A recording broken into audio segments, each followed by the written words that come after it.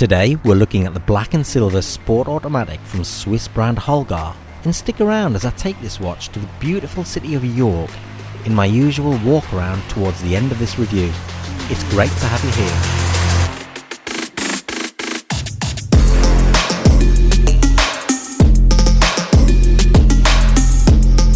here. Let's kick things off by taking a quick look at the spec.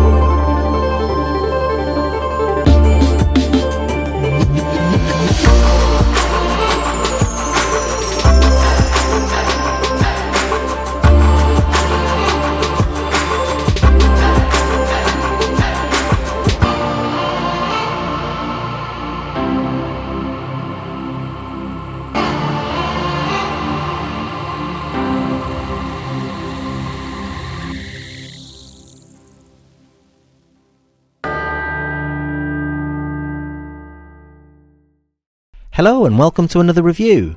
Now today I'm looking at the Sport Automatic from Swiss brand Holgar, and this is the black and silver version. Now Holgar are a relatively new brand, having been founded in 2021 by CEO and creative director Naz Ekengaki, who spent many a year working at various top luxury brands. Now each Holgar wristwatch is made in Switzerland and actually manufactured in Bienne, or as some call it, Biel, which lies on the language boundary between the French-speaking and German-speaking parts of Switzerland. Biel is the German name for the town, Bienne is its French counterpart. Now the town of Bienne is the metropolis of Swiss watchmaking. Swatch, Rolex and Omega and many more are all based there. So this is a proper Swiss manufactured watch, and Holgar's vision was to create watches whilst maintaining Swiss standards of watchmaking excellence and superiority. An example of that superiority really is in this case. Now it's crafted from 904L stainless steel, a steel used by Rolex in the majority of their watches. Holgar's decision to move away from the industry standard 316L stainless steel and towards 904L really pays dividends. Whilst 904L is difficult to shape and often requires the use of specialised equipment to properly cut and machine, Holgar have created this very distinct case, which comes in at 44mm in diameter, and I measure it in at 53mm lug to lug, 22mm at the lug and 11.5mm thick. On my 7.5 inch wrist, it wears nice and big, fairly comfortable, with those lugs really standing out on this highly distinctive case. I mean, whilst the lug to lug measurement of 53mm is fairly big anyway, the blind holes on the lugs to the end of the lug I'm measuring at nearly 4.5mm. Now that's huge. So on the wrist there is an element of the lug protruding out and not necessarily being flush with the strap. Now that's coming from somebody with 7.5 inch wrists, so it'll protrude even more if you have slender wrists, so just be mindful of that. Now I'm left-handed and I do wear my watches on my right wrists, so here's a shot of the watch on my left wrist. As you can see, with it being crafted from 904L steel, it really takes on a far higher polish to its 316L counterpart. I mean, for me, that looks really nice with that high polish. It's not polished all the way around though, it's brushed here at these very nice scallop sections here at 3 and at 9 o'clock, and also brushed here at 12 and 6 o'clock. And the case houses this beautiful guillouche style, specifically a Clous de Paris guillouche pattern, which basically is a series of small pyramid-like squares, in this case set at an angle pointing towards between the 10 and 11 o'clock. Now it'd be really interesting to see exactly how this was machined, but this particular design is on the dials of all the various men's Holgar designs. The Sport, which is what I have here, but also the Chronograph and the Classic ranges too. Interestingly, the guillouche designs aren't present on the women's range, instead using a plain or mother of pearl dials to appeal to the superior gender. Now you have applied batten indices which taper ever so slightly, beaver's teeth at 12 o'clock, all in white with silver at the lengths of each battens. The hour and minute hands are Dauphine and like the battens are white, but the silver hugs the perimeter. Now I personally love the way that impeccably finished flat top of the hands come to a perfect point. The minute hand landing perfectly about a third of the way into the minute markers and almost eclipsing the white of the battens, with the hour hand just a millimetre or so from the battens. That silver for me reflects even the tiniest bit of light too, as does the entirely silver second hand. Note the date window too at 6 o'clock, and all that sits underneath this sapphire crystal. It has AR coating which allows you to see the dial and hands pretty well too, even with a bit of reflection. It's also worth noting that the lume is fairly decent. It's on the hands and the indices. Now Holgar don't state what grade they use, but my guess would be that this is a Swiss Superluminova BGW9 on the hand, which kind of gives it this light bluish white, and if that's the case then it'll be a standard grade or grade A of Superluminova. On the batons, we're probably looking at a Superluminova C3. Now personally, I think the modern edge and feel of the Holgar brand lends itself better to that of a BGW9 lume, so I personally would have liked to have seen that BGW9 throughout. This watch is powered by a Sellita SW200, 28,800 beats per hour, 26 joules with a power reserve of 38 hours. Now that's manufactured in Switzerland too, and it's a nice looking movement, and Holgar also use a branded rotor here behind this sapphire crystal. As that rotor moves, it moves these two gold reverser wheels which sends that movement through to the mainspring. And you can see the balance wheel here too, which looks really cool. Now overall it's a really nice attractive movement, but it's also very reliable. The push-pull crown has the H element of the logo as its signature rather than the 4 square icon element of their logo. It's pulled out in 2 clicks with an anti-clockwise turn to move the hands forward in time. It features hacking seconds allowing for a precise setting of the time, but the grip on the crown it's okay if not near perfect, and I found that the lack of grip coupled with the scalloped edge of the case does make for a more difficult turn of that crown, not just in the time setting position but also when you want to hand wind. And I think it's quite a thin crown too for a 44mm diameter case, though I think anything larger may make the crown look too dominant, so personally I think that choice was style over practicability. It's also worth noting that this has 100 meter of water resistance. Now the strap is actually black rubber stitched on leather with this white stitching. Now the pattern on the rubber part complements that of the dial, which gives you this nice continuous feel to that Clous de Paris guillouche pattern all the way around your wrist, with the white stitching complementing those batten hour markers and hands. Now the clasp here is a deployment clasp, and you need to unfold this hinge section to set the length on the strap, so there's no need to adjust it time and time again, and you simply snap the deployment clasp open and closed with every wear.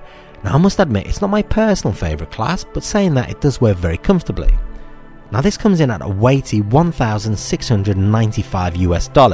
Now that's just short of around 1,400 UK pounds and a touch over 1,600 euros in today's market. For me personally, that represents an okay value for what you get, which in a nutshell is a Swiss made watch, a decent Sellita movement with a very nice guillouche pattern dial, and that Rolex Oystersteel 904L grade of steel, but I'll let you be the judge of that. Now things I like and things I don't like.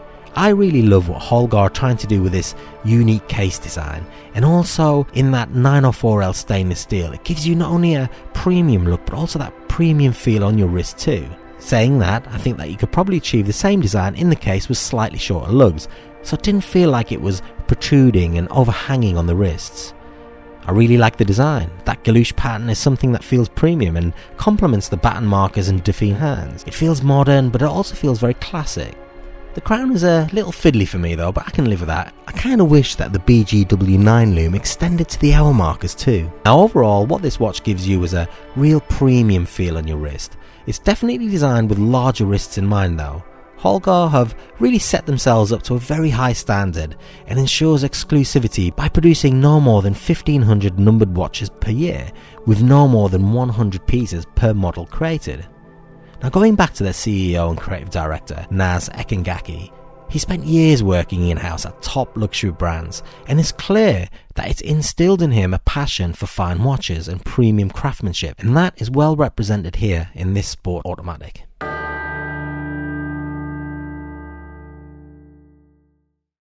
Good morning there, Holgar.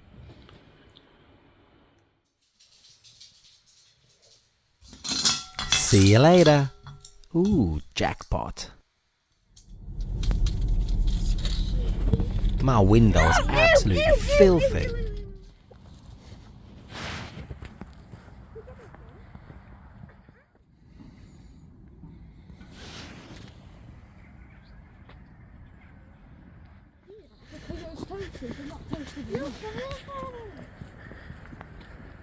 Isn't the bridge going to fold in half?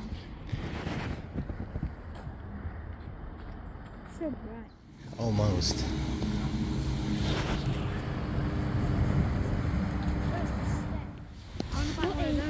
What is that? The thing on it now. Has it a mask?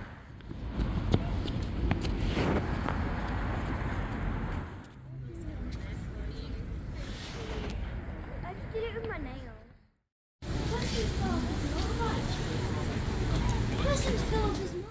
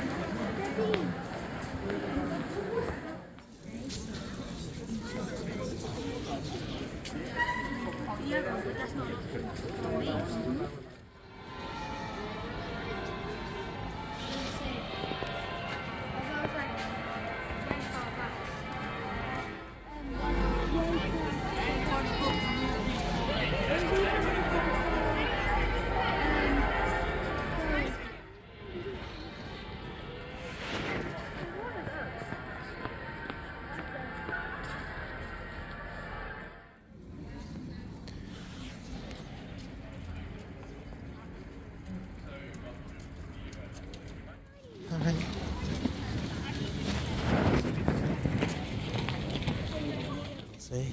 Daddy, what's in there?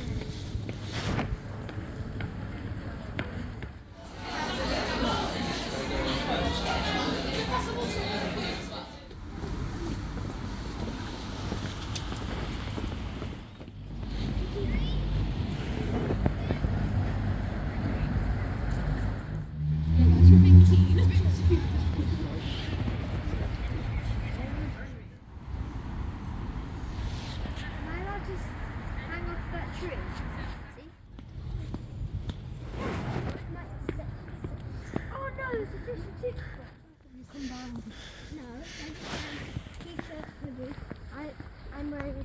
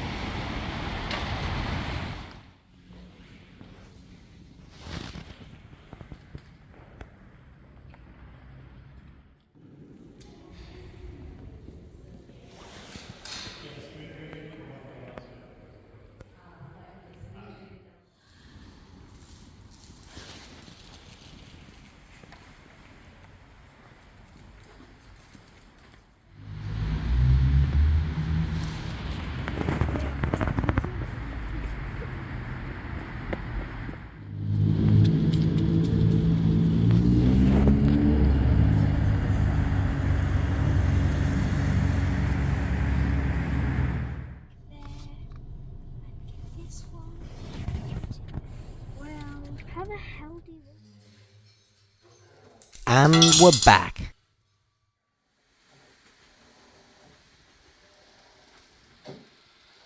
Thai food tonight. Here comes the tight end, Grant Calcaterra, coming out the block.